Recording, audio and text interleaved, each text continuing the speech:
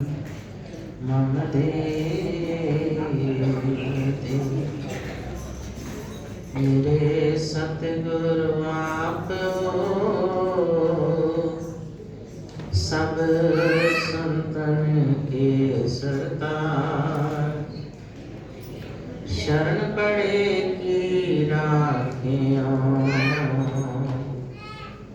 प्रभु जी तुम ही लाज। शरण पड़े की राखियो,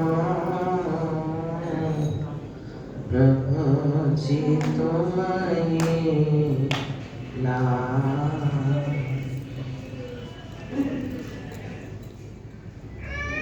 गुरुमुखो, एक बार अपनी मुख रचना को पवित्र करने के लिए सब मिलकर ऊंची और मीठी स्वर से बोले जयकार। बोल मेरे श्री गुरु महाराज की जय। गुरुमुखो, आज कितना खुशी भरा दिवस है कि हम सब मिलकर अपने प्राण धन श्री श्री 108 श्री परमहंस दाता दयाल जी श्री द्वितीय पातशाही महाराज जी का शुभ अवतरण दिवस मना रहे हैं।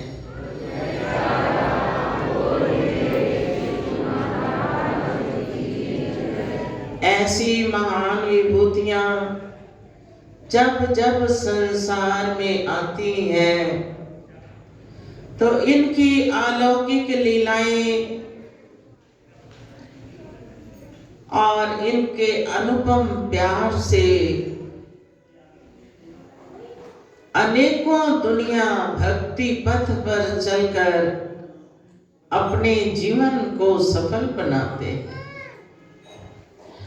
अभी श्री सतगुरु दाता दयाल जी का अवतार नहीं हुआ था तो माता राधा रानी अपनी सखियों से कहती थी कि ना जाने हर वक्त मेरे कानों में बांसुरी की मधुर मधुर ध्वनि सुनाई देती है, चाहे मैं कान बंद करूं तब भी वो ध्वनि हटती नहीं, हर वक्त वो ध्वनि मेरे कानों में बजती है।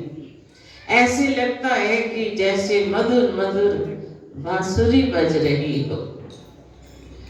फिर हर समय यही ख्याल अंदर से उठता है कि अपने हाथ से कुछ ना कुछ कर्म करूं, दान पुण्य करूं,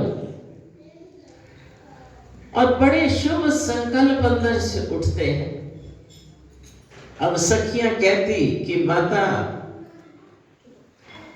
ये ऐसा कैसे होता है, लेकिन माता कहती थी नहीं, ये ध्वनि तो हर वक्त मेरे कानों में गूंजती है और बड़ी मधुर ध्वनि होती है।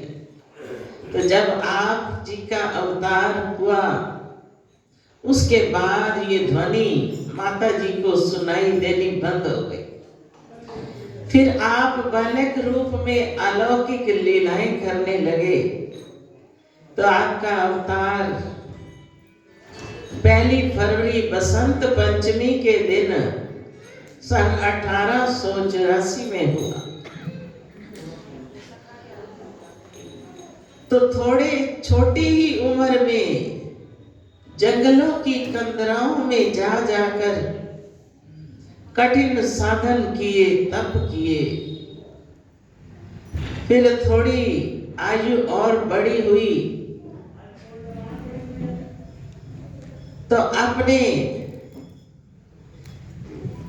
आसपास के बालकों के संग खेल खेला करते, लेकिन वो सारे बालक आपके रूप को देखकर प्रभावित हो जाते। आपकी लीलाएं उनको इतनी प्यारी लगती कि उनका मन ही नहीं करता था वापिस जाने का। दिल करता था कि आपके साथ ही वो अपना समय बिताकर आनंद मना। तो थोड़ी जैसे जैसे फिर श्री सतगुरु दाता दयाल जी का जब मिलाप हुआ, श्री परमहंस दाता दयाल जी, श्री प्रथम पातशाही जी के दर्शन हुए, तो उनके दर्शन करते ही आप इस प्रकार मगन मुक्त हो गए कि जैसे मानो दो महान हस्तियों के मिलन से बाहर छा गई हो। बसंत जब जब भी आती है तो हर जुबां पर ये शब्द होता है, बसंत बाहर आ गई। खेतों में भी हरियाली छा जाती है और सब जगह सूर्य प्रकाशित होकर सबको प्रकाशित करता है।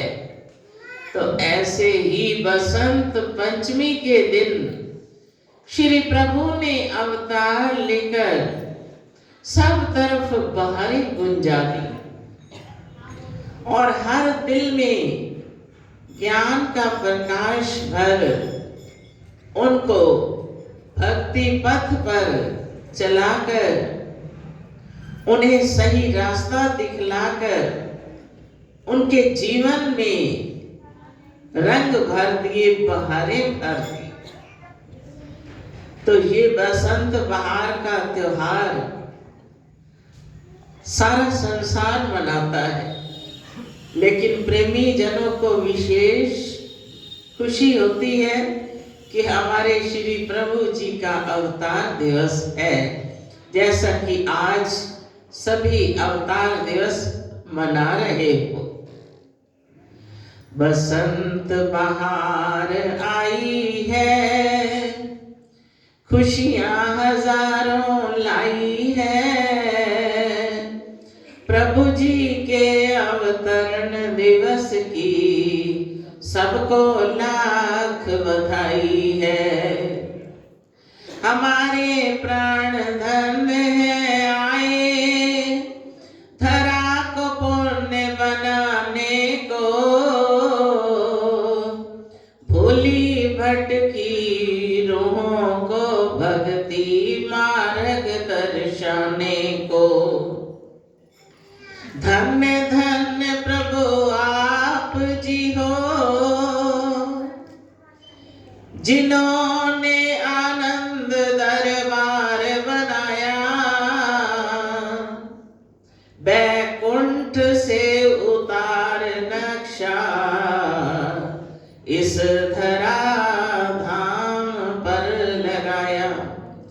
कैसा विचित्र धाम है ये, जहाँ प्रेमी नित नित आते हैं, सेवा सिमरन दर्शन करके धन धन भाग मनाते हैं। अजब है खुशियाँ अजब बहारें, जो प्रेमी जन पाते हैं, कर शुक्राना सतगुरु जी का, बले बलिहारी जाते हैं। यही विनय है प्रभु जी सदा ही, चरणों के साए में रखना, मन जुड़ा रहे चरणों में, दास अपना बनाए रखना। भूल न जाऊं भटक न जाऊं, जग की जो ये माया है, इससे बचने का आपने मार्ग ये दर्शाया है। इसी तरह हम चलते रहे श्री मौज और आज्ञा में, इसी तरह चल करते रहे, श्री मौज और श्री आज्ञा में अरज है करते यही प्रभु जी, रखना सदाई चरणन में, रखना सदाई चरणन में। तो प्रेमी विनय करते हैं कि प्रभु आपका संसार में आगमन प्रेमियों को उतारने के लिए हुआ, जैसा कि ग्रंथों में भी लिखा है, श्री रामायण में भी आप पढ़ते हो। भगवान फरमाते हैं कि प्रेमी के मैं कर बिको, यह मेरा असूल, चार मुक्ति दूं ब्याज में, दे न सकूं मूल। हम पढ़ते हैं ग्रंथों को, अनेकों बार सुनते भी हैं। अगर विचार करें तो एक एक शब्द कितनी भारी शिक्षा देता है। फरमाते हैं कि मैं प्रेमियों के हाथों में बिका हुआ हूं, प्रेमी के मैं कर बिकूं। सारी दुनिया का नहीं है, सारी दुनिया उसी प्रभु की, लेकिन भगवान किसके हाथों बिके हैं? वो किस पर दयाल है? अपने प्रेमियों के। तो हम अपने अंदर अंदाजा लगाएं कि क्या सचमुच हमारे हृदय में उनका प्रेम भरा है? वो हमें प्रेमी बना रहे हैं, अपने चरण शरण में भी लिया, लेकिन हमारे दिल में भी तो भरपूर प्रेम होना चाहिए कि जो कहीं और दुनिया के किसी प्रेम में न खोने पाए, दुनिया की वस्तुओं में न अटकने पाए, माया के झिलमिल में न फंसने पाए। हमारा हृदय भी उन्हीं के प्रेम से हर पल गदगद हो जाए। तो फिर भगवान उसके कैसे बन जाते हैं? ये भगवान फरमा रहे हैं कि प्रेमी के मैं कर बिकूं, ये मेरा असूल, ये मेरा असूल है। मैं प्रेमियों के हाथों में बिका हुआ हूं, चार मुक्ति दूं ब्याज में, दे न सकूं मूल। चार मुक्तियां तो उनको ब्याज में दे दूं और मूल अदा नहीं किया जा सकता। तो सच बताओ कि संसार में और भी कोई उपकारी है ऐसा? हम अनेकों जगह पर कुर्बानियां भी करते हैं, उनसे प्रेम भी करते हैं, ना जाने क्या कुछ करते रहते हैं, लेकिन क्या हमारे परलोक की जिम्मेवारी कोई लेता है? भले कठिन समय पर सारे मुख मोड़ लेते हैं, लेकिन वो प्रभु अपने प्रेमियों को हर पल सहारा देते हैं। हम सच्चे मन से उसको याद तो करें, सच्चे मन से उसको पुकारें, तो वो हमसे दूर नहीं, हमारे पास है। तो जिन महापुरुषों के आज हम अवतार दिवस मना रहे हैं, तो कैसे कठिन साधन किए, जंगलों की कंदराओं में जा जाकर छोटी उम्र में ही कठिन साधन किए। फिर 16 वर्ष आगरा की भूमि में एक गुफा के अंदर बैठकर तप किया। तप करते हुए काफी समय बाद, महीनों बाद, वर्षों बाद उस गुफा से निकलते तो बारटाली का एक पेड़ है, उस पेड़ के पत्ते तोड़कर भोग लगा लेते, फिर अपनी समाधि में लीन होते। तो एक दिन बाहर आए, सामने एक चरवाहा जा रहा था गौएं लेकर। अब महापुरुषों की मौज हर कोई नहीं जान सकता, उनके प्रेमी ही उनकी मौज को जानते हैं। तो वो चरवाया कौए लेकर जैसे जा रहा था तो श्री गुरु महाराज जी ने लोटा अपने हाथ में पकड़ा और उससे कहा, एक गाय की तरफ इशारा करके कि इस गाय का दूध हमें दे दो।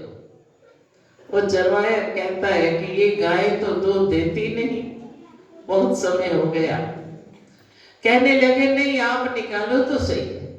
जैसे ही लोटा लेकर निकालने लगा,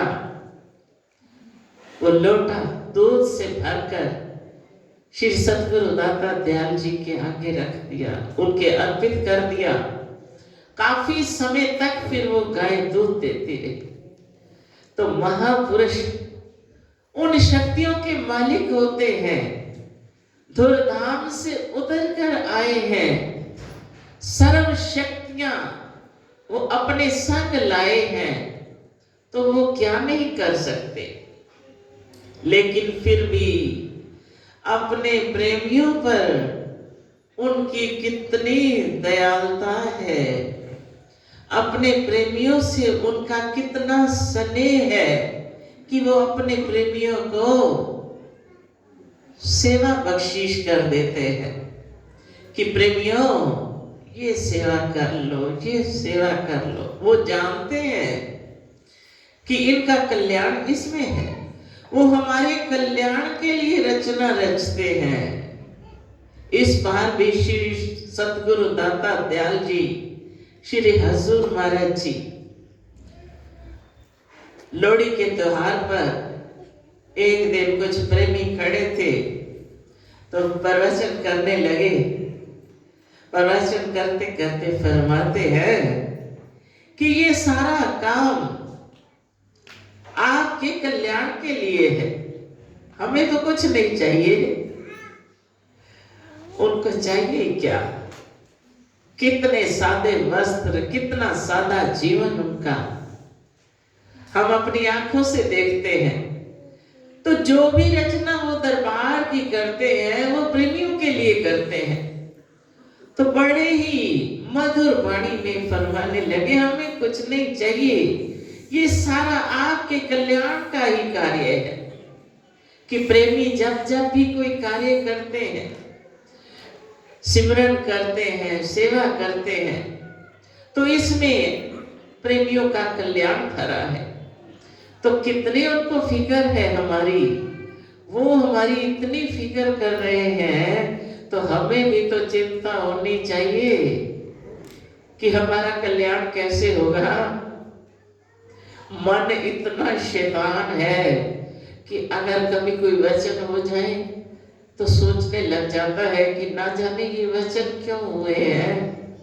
ये नहीं जानते कि जिसकी वसत देश आगे राखे, जिसकी वसत देश आगे राखे, प्रभु की आज्ञा माने माथे, प्रभु की आज्ञा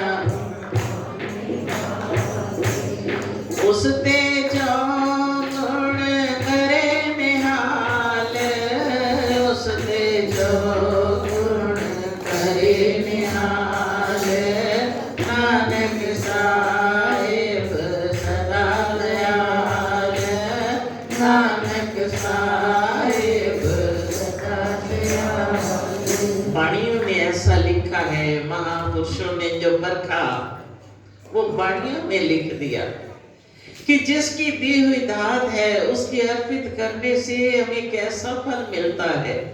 जिसकी वसत तिस आगे राखे, प्रभु की आज्ञा माने मत। मगर आज्ञा मानने में मन बहुत विघ्न डालता है, बहुत आनाकानी करता है। वो ये नहीं जानता कि आज्ञा में क्या सुख समाये हैं। उसते चौगण करे निहाल, नानक साहिब सदा दयाल। वो चौगड़ा निहाल करते हैं, फिर वो सदा अपने प्रेमियों पर दयालु रहते हैं, रहमतें बरसाते हैं। ये उनका एक नियम है कि जो भी प्रेमी है वो उसके अंग संग साथ रहते हैं। तो इसलिए जो लिखा है, जो अनुभव हम देखते हैं कि हमारे महापुरुषों ने कितने कठिन साधन करके इस दरबार की रचना करी। दूर दरगाह से जो मौज उठी श्री परमहंस दाता दयाल जी की कि इस कली काल के अंदर जीवों के कल्याण के लिए तीर्थ धाम बनाया जाए, उसी मौज को लिए हुए हमारे श्री द्वितीय पातशाही महाराज जी ने थोड़े ही समय में सन 1919 में तो इस रूहानी सिंहासन पर विराजमान हुए श्री परमहंस दाता दयाल जी की श्री आज्ञा से। और सन 1930 में ये श्री आनंदपुर की धरती खरीद कर इसका निर्माण कार्य श्री तृतीय पातशाही महाराज जी के जिम्मे कर दिया कि ये सारा कार्य आपने करना है। लेकिन नक्शा सारा स्वयं घोड़े की सवारी करके श्री सतगुरु दाता दयाल जी को समझाया। तो अभी जमीन खरीदी थी कि एक दिन कृषि मंत्री आ गया, कहता है महाराज आप संत हो और ये भूमि तो बहुत बंजर है, मीलों तक यहाँ पानी का नाम निशान नहीं, कितनी ही कंपनियां आई लेकिन सब फेल हो गई, कोई कंपनी यहाँ कामयाब नहीं हुई। तो श्री सतगुरु दाता दयाल जी ने फरमाया, श्री द्वितीय पातशाही जी ने जो सर्व शक्तियों के मालिक है, फरमाने लगे कि आप चिंता मत करो, हमारी कंपनी फेल होने वाली नहीं है।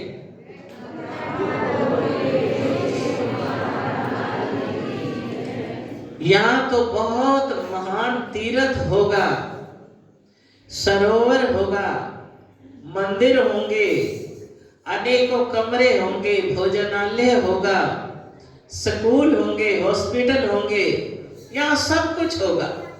तो जो उन्होंने प्रवचन फरमाए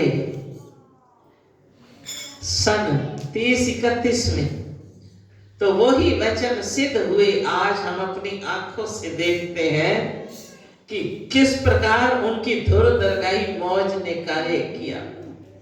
तो ऐसी महान हस्ती, ऐसे हम श्री सतगुरु दाता दयाल जी की चरण शरण हमें प्राप्त हुई, तो हमें भी अपने भाग्यों पर नाज होना चाहिए कि हमें पूर्ण सतगुरु मिले। अब हमारा काम है कि उनकी आज्ञा मौज पर चलते जाएं। कठिन साधन करने के लिए किसी को विवश नहीं करते कि कोई कठिन साधन करे, बल्कि अपने प्रेमियों के लिए हर सुविधा बनाते हैं कि प्रेमी आए, आराम से रहें, उनको समय पर भोजन प्राप्त हो, हर वस्तु प्राप्त हो, किसी प्रकार की कोई कठिनाई ना हो, प्रेमी आराम से रहकर भक्ति के मार्ग पर चलते रहे। हमारे लिए वो ये सब कर रहे हैं। अब हम भी अपने ऊपर कृपा करें कि उनके बताए हुए आदेशों पर चलते जाएं, भक्ति के नियमों को निभाते चले जाएं, सिमरन करते जाएं, सेवा में अपना चित्त लगाएं। इसी में हमारा कल्याण है और प्रभु की प्रसन्नता है। बोलो जयकारा।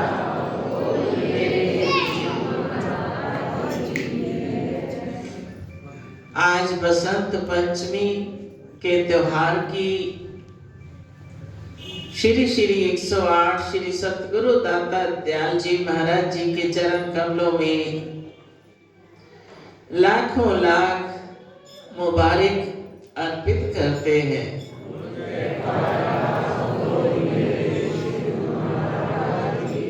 फिर सारी संगत को भी आज के शुभ दिवस की बहुत बहुत मुबारक हो।